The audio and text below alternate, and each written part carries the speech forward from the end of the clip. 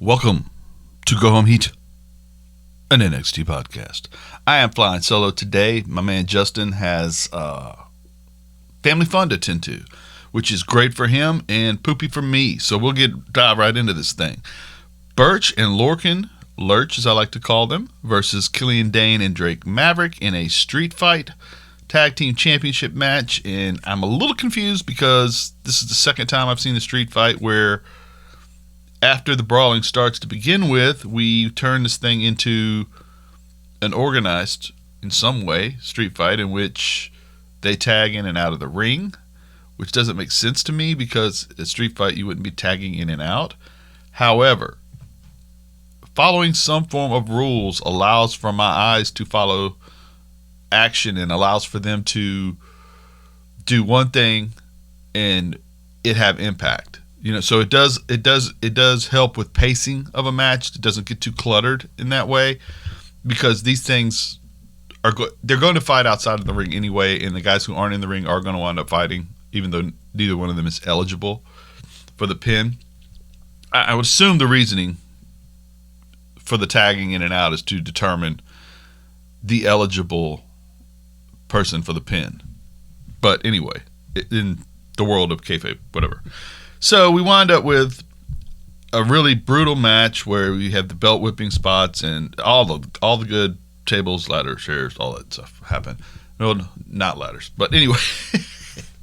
Anyway, I loved it. It was brutal, and then we get Drake isolated. Eventually, he does fight from. Dane looks like a monster. Drake does fight from down under a little bit. He utilizes the low blow after having been whipped to get the belt and exact revenge on his tormentors for just a moment, and that kind of worked for the whole thing in general. But of course, eventually, with Drake isolated, he succumbs to the Lorcan and Burch, and they maintain for Lorcan and Burch to finally get this chance in the sun after years of being. Before they got into this program that eventually put them on top recently, I never thought of them as anything more than they're going to be the guys that somebody beats on the way to the title, or they're going to lose the title matches. And that's a shame because they're fantastic workers, and this has allowed them to be in the spotlight, and once they got there, they haven't relinquished it, and I'm very happy for those guys. Isaiah Scott and Isaiah Swerve Scott, newly healed, versus Jake Atlas. Scott wrestled the whole match physically, arrogantly, and that allowed for he's going to be so good as a heel, and he's already a great wrestler. His moveset is wonderful, and so when he gets in there with a guy like Atlas who can slap go too, this is a rematch as well. It just shows, and they gave him time to do their thing. Jake is great, and the difference between the last match they had, Scott dominated the match, but lost on a surprise kind of finish thing, and Jake and Swerve was upset about that. This time around, Scott doesn't dominate as much because Atlas knows he belongs now, and he gives Scott the business every now and then. But obviously, Scott can sort of change the tides due to the fact that he is uber talented and also willing to kind of do things in the breaks that are not good guy stuff. He's vicious. He's vicious in this thing. Atlas eventually goes for the cartwheel DDT. Scott kicks him off. That leading to a confidence boot by Scott, and he goes over. And now we're one and one against each other. Atlas has won on a flash. Scott has won, alluding to his new character. I would like for this to keep going for a little bit. I think Atlas, these guys are both. This cruiserweight division is fantastically talented, and them putting these guys on, and I think Atlas and Scott will wrestle above cruiserweight. They'll wrestle all the way up North American title picture, heavyweight title pictures eventually. But I want to see these two guys get where they're going together because I feel like they're perfect to counter each other in the ways that they wrestle. And they're both really talented. And then, of course, Atlas probably winds up going back into a program with Escobar at some point. Moving right along to Dakota Kai versus Rhea Ripley in what is... Boy, these two guys can wrestle each other well. This is so good. This is probably, to me, the best booked wrestling division in all of scripted athletic endeavors. The best division in all of scripted athletic endeavors. And we get ourselves quite a little banger here. Kai takes the early beating. She's smaller. She's going to have to wear Rhea down to get to her.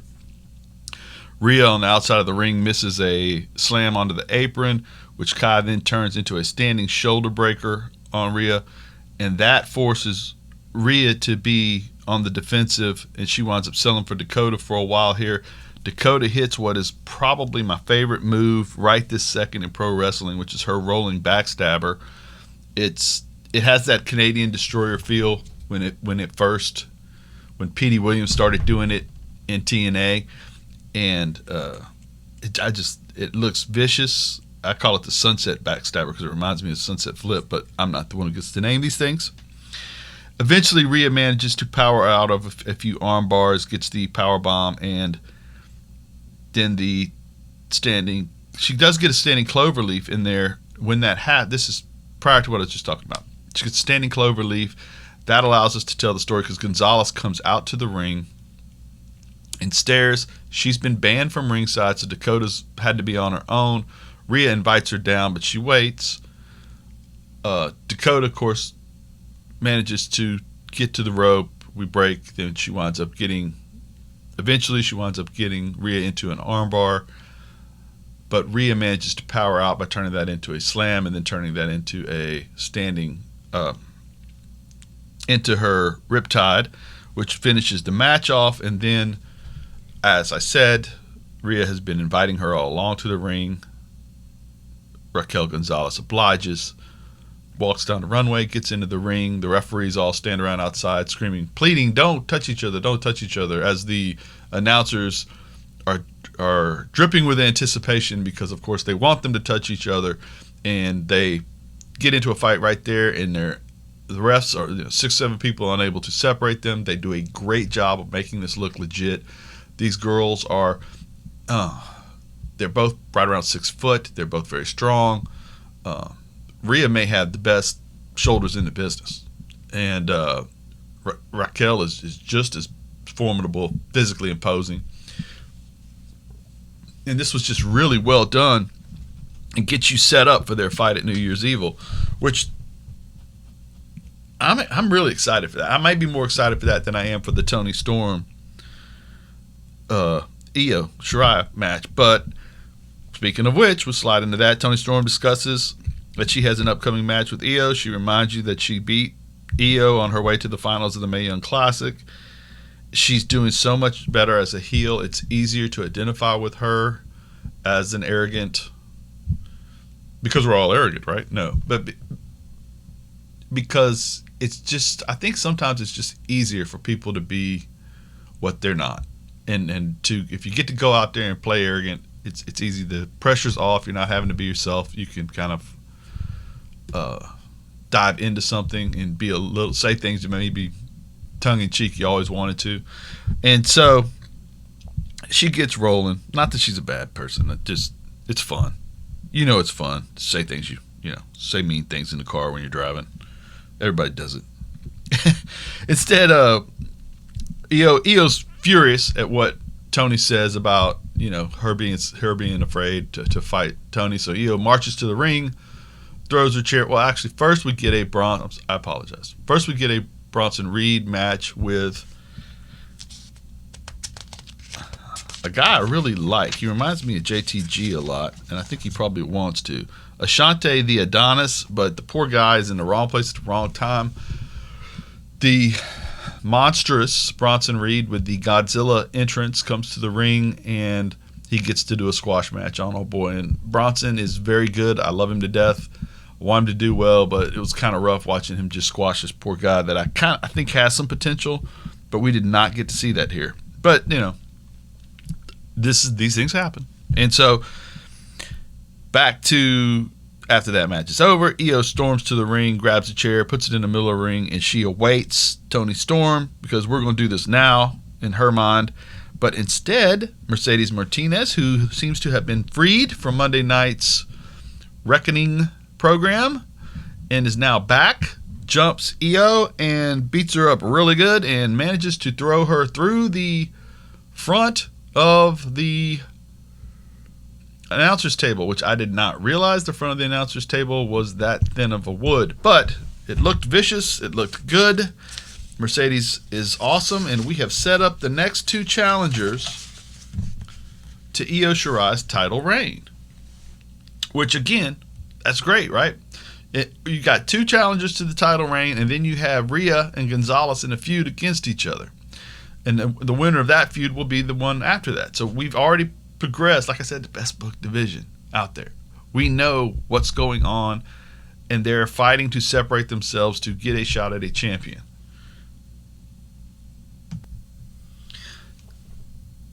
Timothy Thatcher has a message for Tommaso Ciampa, and he would like to invite him ringside to watch as he pummels Leon Ruff into submission. Puts a chair out as toucheing the fact that that's what Ciampa did before one of their matches. Leon comes to the ring. Leon, the diminutive one, takes a beating while Tommaso constantly plays to Ciampa, whom isn't there. He hasn't showed up, but he's still playing to the, because he knows that Ciampa's watching. And Ruff absorbs the punishment and manages to get an inside cradle win over the grappler. So he gets a wrestling grappling move finish win over the wrestling specific grappler guy. And that's kind of neat, because the whole reason that happens is because Thatcher isn't paying attention to the match. A couple of episodes ago, Thatcher did a whole segment where he was trying to teach his underlings in the Thatch Can segments how to deal with distractions, and telling them the reason why they lose is because they deal with distractions improperly. Now here we go. He was unable to deal with the distraction that he personally created, costing him the match. He's so furious, he goes for Leon. Leon is a slippery one, as we know, and he slides away. He runs up the ramp to get away, and Tommaso comes down because, by golly, this is going to be a fair fight. The doggone Thatcher screwed up again. He's caught up in the ropes. Boom, DDT, and Thatcher's out, and Ciampa walks away, and Ciampa lets him know that they're going to fight in the Fighter's Pit at New Year's Evil, and this New Year's Evil is looking like it's going to be a heck of a free show. The Fighter's Pit segments that Thatcher had with the match he had in the Fighter's Pit with Riddle was amazing. And I just I can't imagine that the Ciampa match is going to be worse. I assume it'll be better. A lot of times, I tell you what, let's go in a different direction. Threads for the show. The Gargano Christmas was a thread throughout the show. Periodically, we would cut to the Gargano household. Christmas decorated under the tree, and you had Candice LeRae, you had Indy Hartwell, you had Austin Theory, and of course Gargano dressed in a Christmassy suit, filming the whole thing for our enjoyment. A couple takeaways here.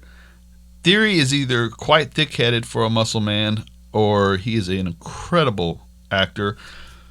Johnny gives him whey protein because their faction is now called The Way, and because, as I said, Austin is quite thick-headed. It is Johnny Gargano's own whey protein mix, which I don't think is available in stores. You have to know him, I believe. Gargano gives Hartwell a present, and she receives a empty box for the new, I think, PS5 is what that was. She was incredibly happy. I could have got that wrong.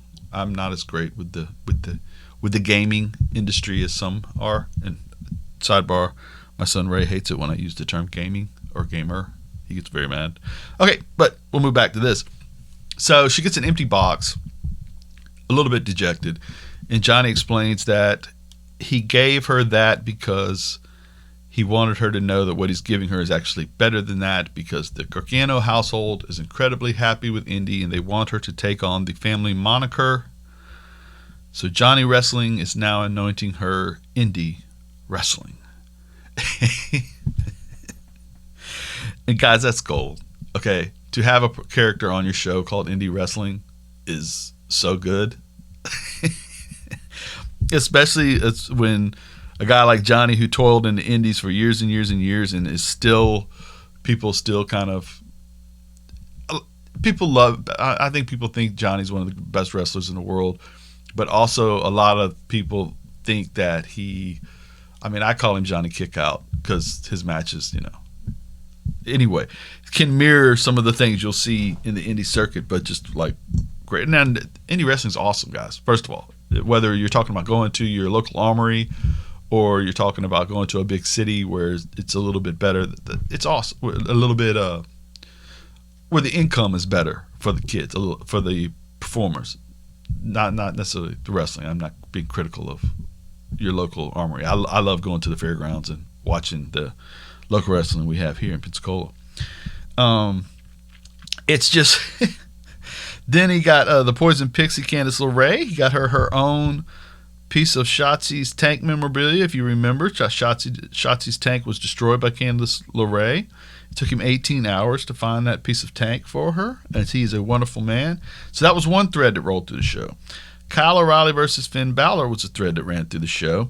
That's coming up at New Year's Evil, and they reviewed their match, and it is a match of the year candidate. So it was neat to see how they talked about it, because O'Reilly spoke highly of Finn, but basically was kind of saying it's a matter of time before I beat you. You got lucky when you beat me. I broke your jaw. Everybody knows I broke your jaw.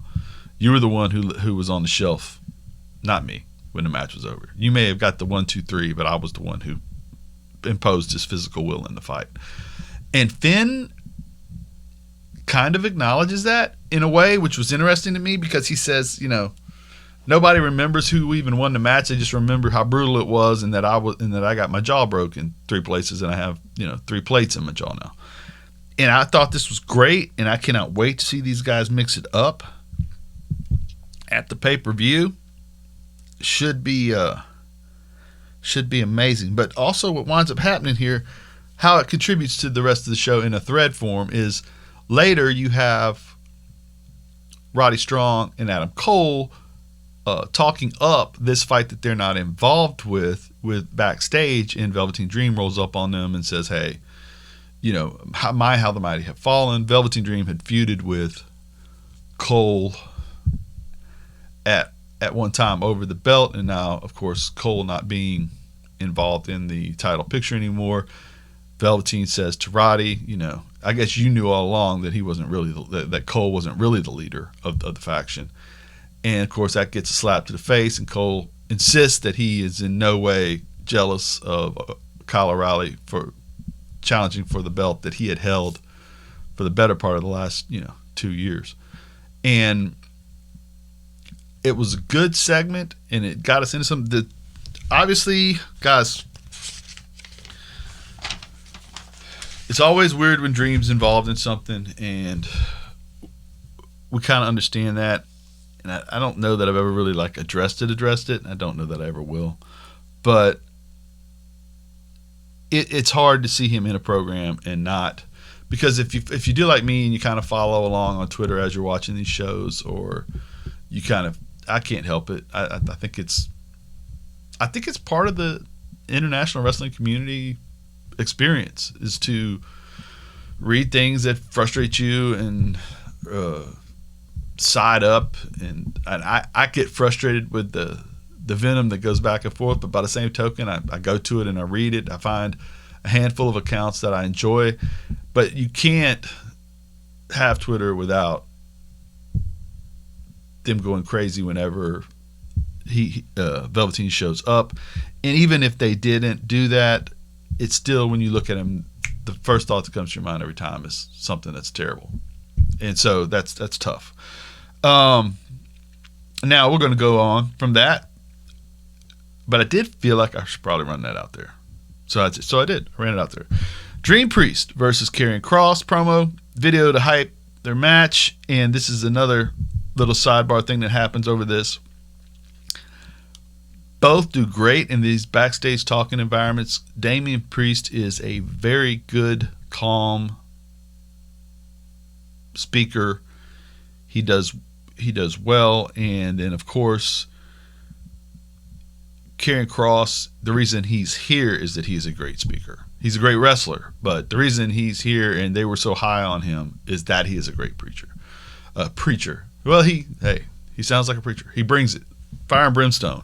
And the end is near, and Scarlett comes in to finish it up with the end is near promo, and then a Karrion Kross tick-tock. Another thing that's going on here, and that's going to be great as well, that matchup. Xia Li and Bo, we cut to a thing of them also during the show. A lot happens in 2 hours on NXT, guys. And the Dragon Woman's face painted up, and these guys are ready. They have been tortured. They have been trained while being tortured. The Elder is telling them now to stop instead of telling them one more. The transformation has formed, and I've seen 1 million of these rebuilds.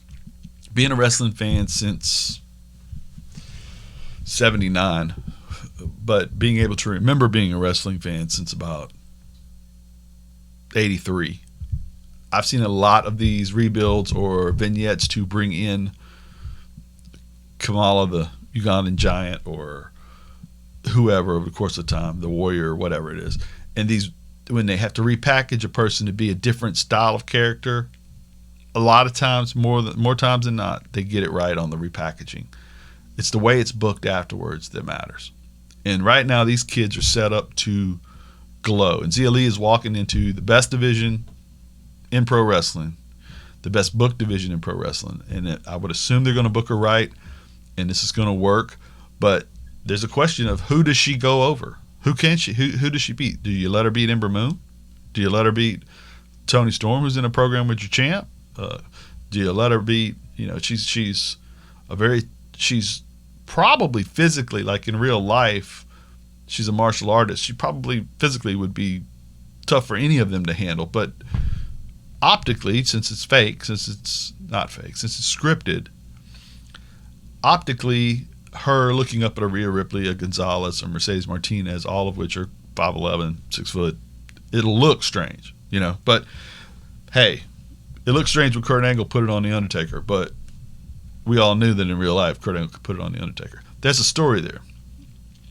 The story goes something along the lines that Triple H didn't believe Kurt Angle should be the world champ because nobody would believe it because he's so small. And Vince said, just point blank to Triple H, if the story I've heard is true, could he beat you up? And Triple H was like, well, of course he could. And that Vince was like, well, then that's enough. If it really could happen, then maybe we should allow it to happen on our shows, right? Now, Michael Bivens says Tyler Rust is ready for the star treatment, and he is, after pushing Tommaso Ciampa to the limit. Nobody has ever done this before, which, of course, people have, but that's how you do it. And Michael Bivens does a good job here, setting up Tyler Rust versus Ari Daivari. And this was excellent. Daivari is a fantastic worker. He does well on 205. I recommend you watch 205 sometimes if you get a chance. It's a great show. Just wrestling. That's all you're getting. And just quick, fast wrestling. That's all you get there. And I love that stuff. And this is Russ' second outing, and he is able to showcase his feet and his feet, and he's able to showcase the groundwork, which is really what's going to separate. In this day and age, you have to be able to get in and out of holds seamlessly to be the kind of guy people want to watch. That's what you want to see when you watch pro wrestling now. You want to see a guy that can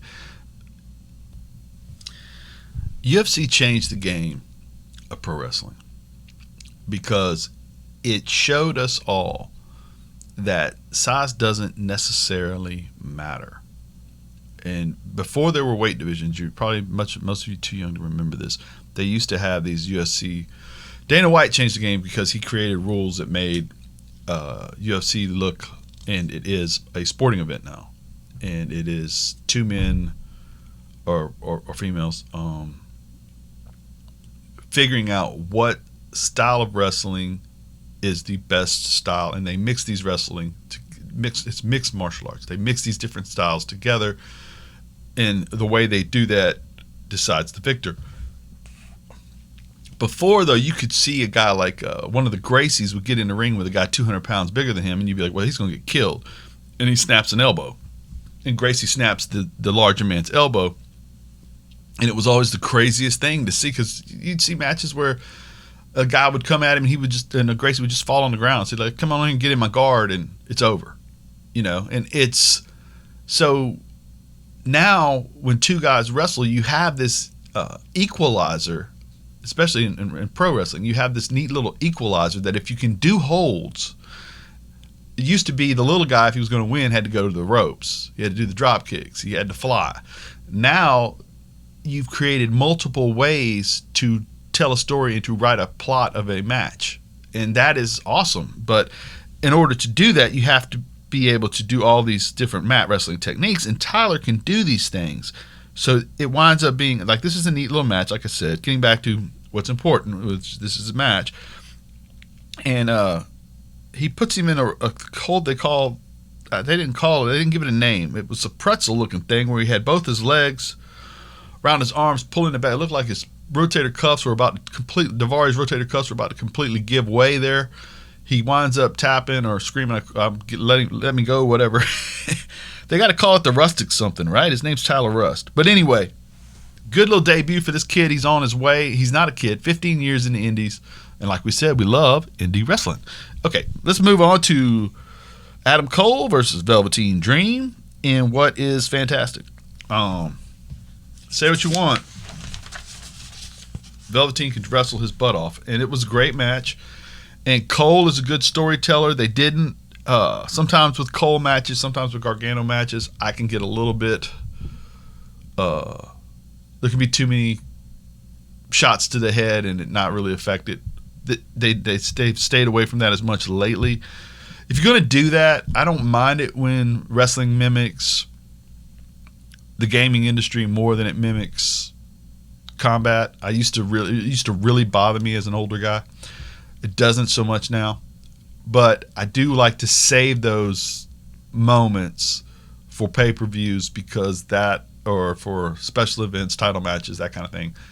Because in a way that shows you how important that match is.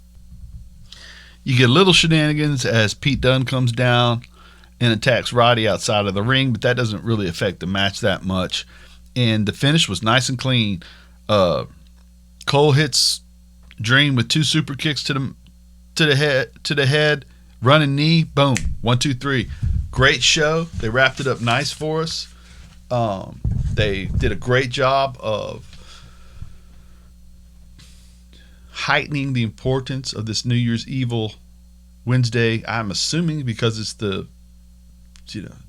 right after New Year's, they're planning on trying to reboot the whole thing by giving us a pay-per-view or special event quality show on a Wednesday night, and I appreciate it, and it's going to be great. I love this show. I love NXT. I want to take the time to wish you all a happy holiday. I hope you had a good Christmas. I hope you will have a good New Year's. I hope you will find you some wrestling you enjoy.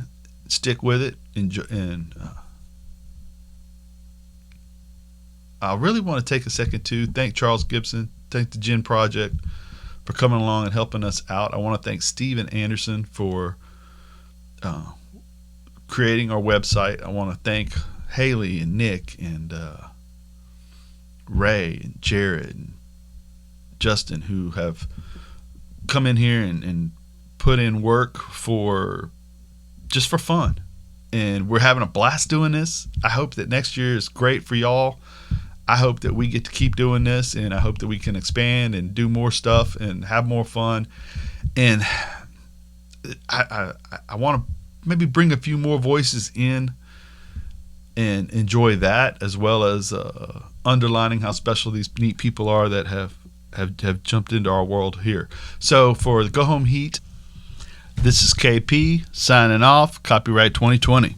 Go home.